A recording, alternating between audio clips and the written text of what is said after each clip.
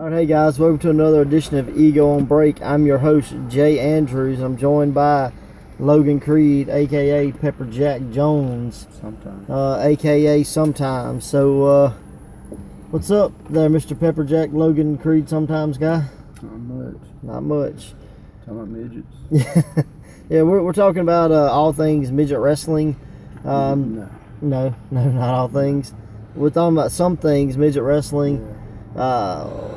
We from time to time, Pro Wrestling Ego has midget wrestlers, so we've been trying to just check out some new guys and that kind of thing. And Is that politically the correct word? only in wrestling it is. Okay, Yeah.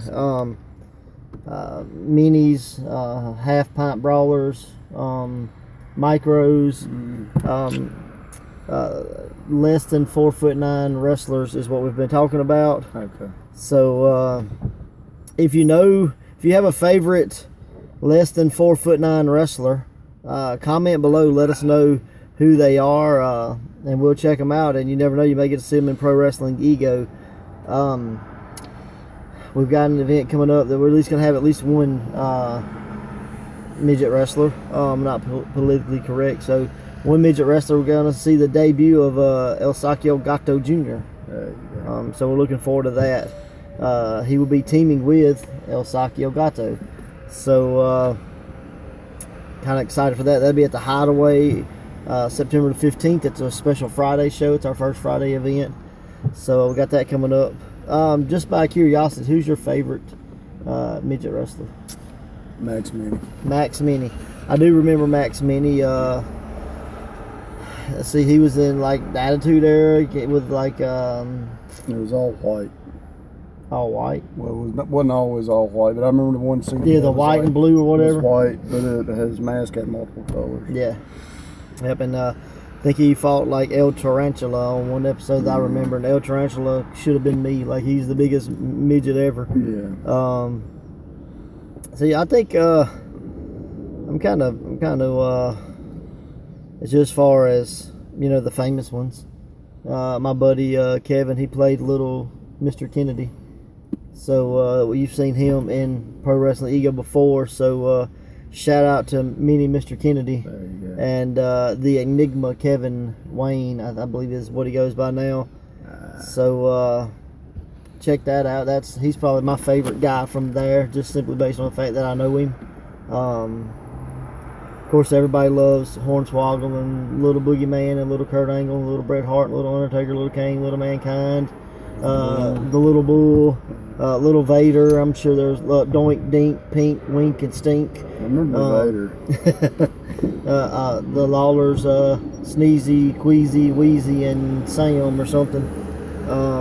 Some of you had those midgets. So there's been a lot of midget wrestlers. Like now you have the micro brawlers, you have the half pint brawlers, you have extreme midget wrestling. I mean, it's several guys out there on tour, making rounds and making towns. So Making money. yeah, absolutely. Shout out to our guys. Let's see. He was Little Devil. Now I think he's Hillbilly Bob. So shout out to him and Kid J. Yeah.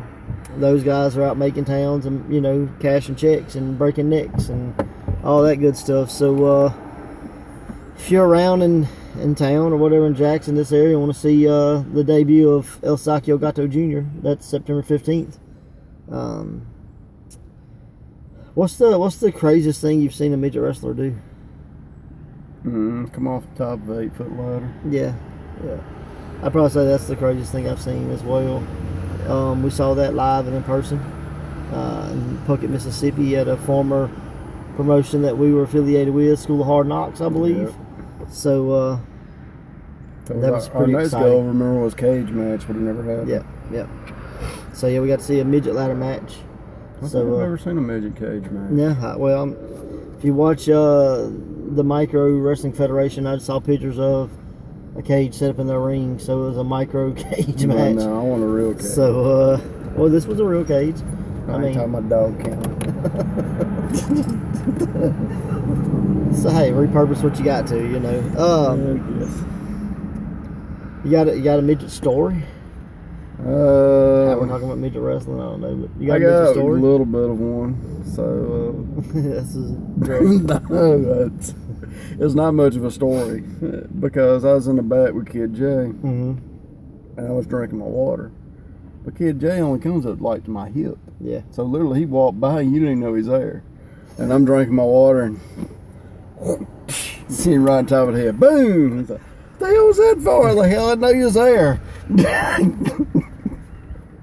Poor Kid J. So then he went around and untied my shoes like 3 times, and I never saw him do it once.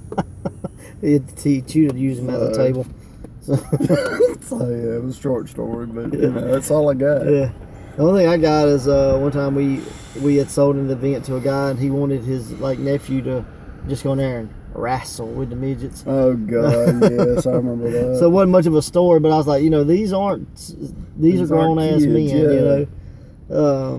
I'm like, I'm not gonna disrespect them by asking them to go. Hey, would you go just play around with a 7-year-old? Can we tell the story of his naming of the show? Because it was so bad. You can tell that story. I can't tell them because I'm still affiliated with It was Battle of Midget, not midgets, midget. Well, somehow mysteriously the S appeared on the poster. So I want to see a midget fight himself. well, I mean, I guess it can happen. Yeah. You ever seen Jim Carrey beat his own ass in that bathroom? Yeah, that's true. Wouldn't be much of a match, yeah. But with midget wrestling, I mean, it was always an attraction. You know what I mean? It was kind of like Andre the Giant. It's kind of like women. It's kind of like a cage match or whatever. It was kind of that specialty match. And bears. Yeah.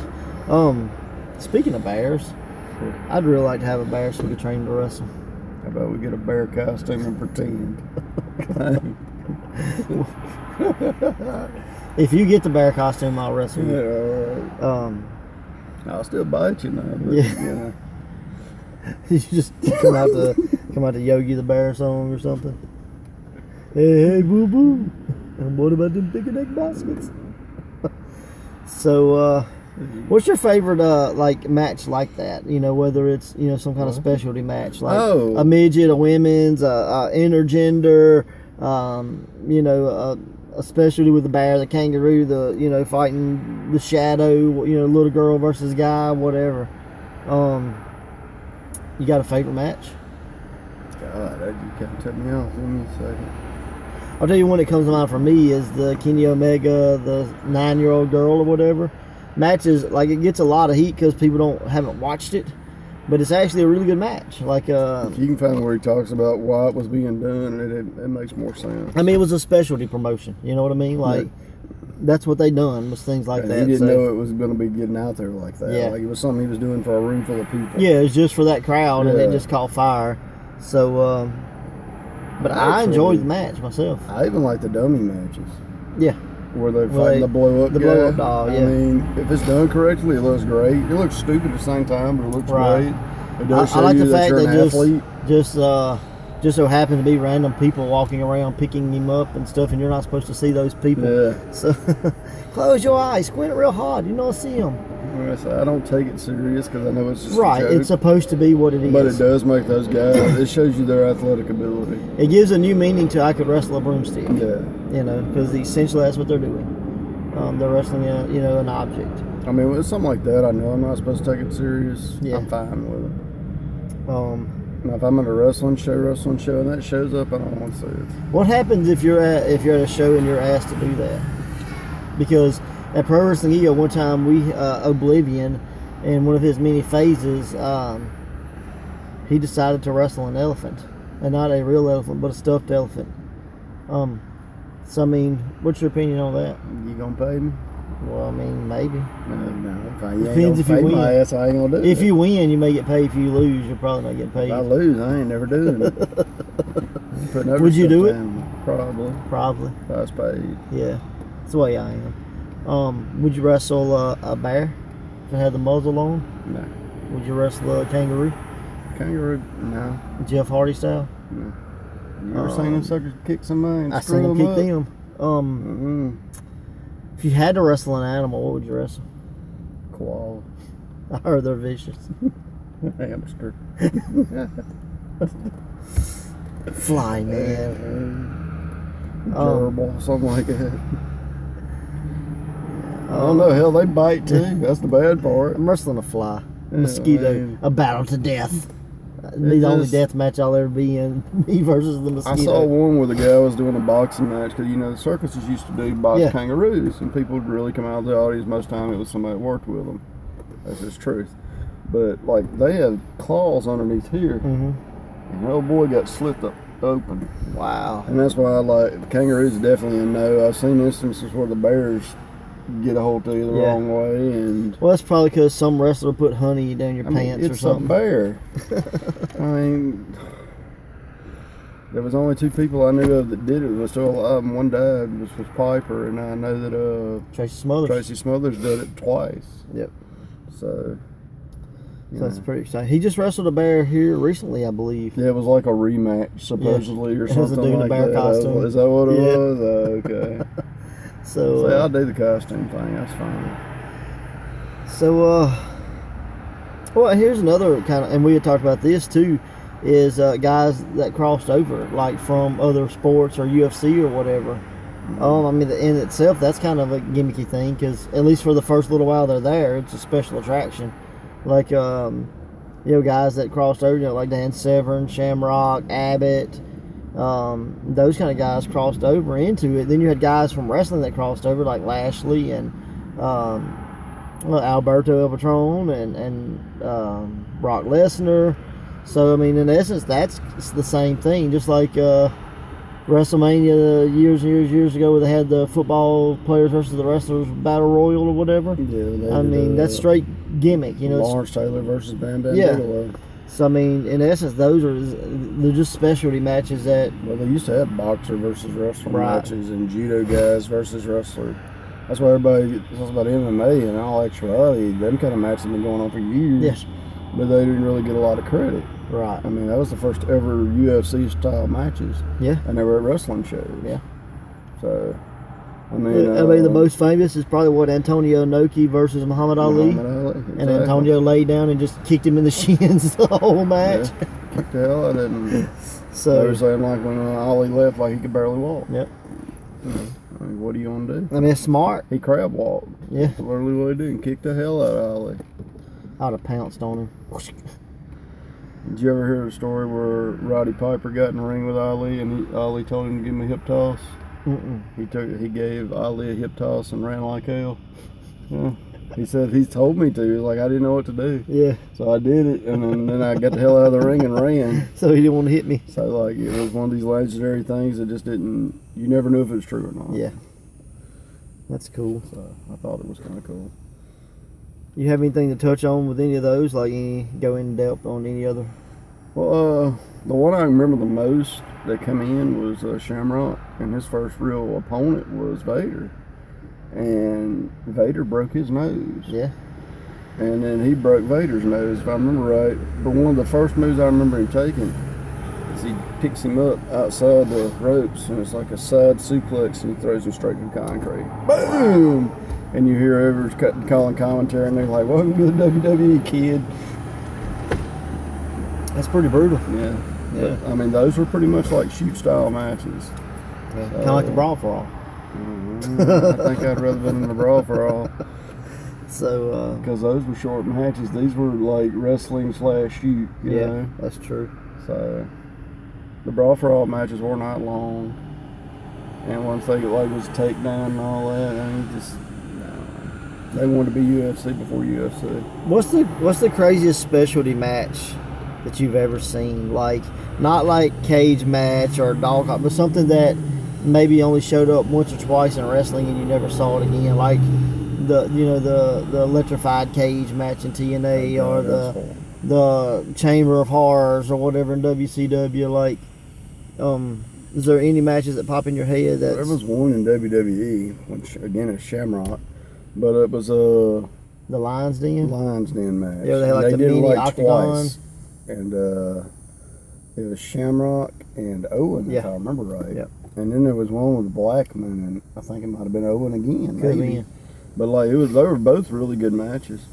Or it may have been Blackman and I think it was Blackman and Shamrock. And I think it had weapons that time. That'd be cool. So that was different. The strangest match I ever saw was it was a Shark Tank match. Oh god. And if you can think maybe like a 4x4 square, rectangular cage. And the Dusty Rhodes and somebody. I don't remember, but I had a like just 1970s wrestling or something. But they were like, 'cause it's like almost like Rock'em Sock'em robots because they couldn't move because they were in the center of the ring in this cage. Like it's almost something like, it's probably the same thing they use when they like put a manager in and then hoist him up above the ring. It's probably that same type cage. And you got two big guys and they're trying to fight in a Shark Tank match. So the one I saw was Dusty and somebody, and I can't remember who. Yeah, it was horrible. I think it was one of the Four Horsemen. Could have been. It was awful. They couldn't do nothing. No, I mean you can't move. You know, I mean I don't even remember how the match ended. You know, slam his head against the cage, and I think you had to like fight your way out and then lock the door or something behind the other guy. So that was a strange match. I saw a. What was that match? Man, I had it in my head. I can't remember what it is. I mean, you have things like, you know, the loser has to eat something. On a pole, yeah, Judy forklift match. Judy Bagwell on a pole. She was on the forklift. Yeah. That was horrible. That was pretty. It was awful. Who was in that match? Buff and somebody. I don't remember who. Is it Rick Steiner? No, that don't sound right. I'd have to look it up. Yeah. I don't remember it. I just remember it was such a stupid gimmick. And then there was like one where they had boxes on top of the poles, and in each box you would either have a weapon, or it could be a fake weapon, or a fake gimmick, or like a trick or treat thing or something. Yeah, one of those type deals. It was stupid too. There's been a bunch of stupid matches over Like the Feast or Fired. Like I don't like that. I don't get that at all.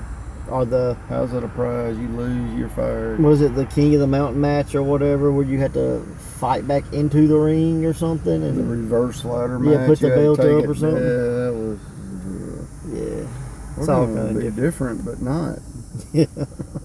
Hey, you know that thing they had that was real successful? Didn't it have a cage on the outside, or you penalty box? That's right. If you got pinned, you had to go in the cage for a certain. And what's bad is, like, TNA wasn't the first people that done the penalty box. No, like you've seen that years and years back. So that was kind of all weird too. When you take a simple idea and you try to add too much to it, it's not a simple idea anymore, and the fans are lost. All right, let's wrap this up. Let's go out with, if you have to create a specialty match right here on the spot. Oh shit. What's your specialty match going to be? I want to have like a consequences style match. So that'll be a regular match, but you have to do something absolutely like wear a turkey stupid. costume. Yeah, for like a month. Kind of like loser wears a dress or whatever. Like, but you got to wear it every time you wrestle. Whatever the stupid thing would be, you'd have to wear it. I don't know. I wouldn't want to do a dress because it's 2017. Somebody might get the feelings hurt and got to go sit in the corner. Safe space. How about you ever seen the unicorn mask that they sell at the stores? You had to wrestle in the unicorn mask. That's there fun. you go. Poke you with my horn. Well, so you had the Inferno match. I don't know. I guess I can't set anybody on fire. I ain't trying to hurt nobody. So it's your idea. That's what you do. Yeah, I don't know. That's kind of hard. That's why I said consequences. I'm gonna say it's a. We're gonna call it a. Let's see, how can I word this? You have to do a move off the top rope to win. Like you can't. Like if I body slam you, I can't win. I have to do something off the top rope to win. Like didn't they do it in Ring of Honor? Like you had to hit something off top of a cage. I'm not sure. Okay.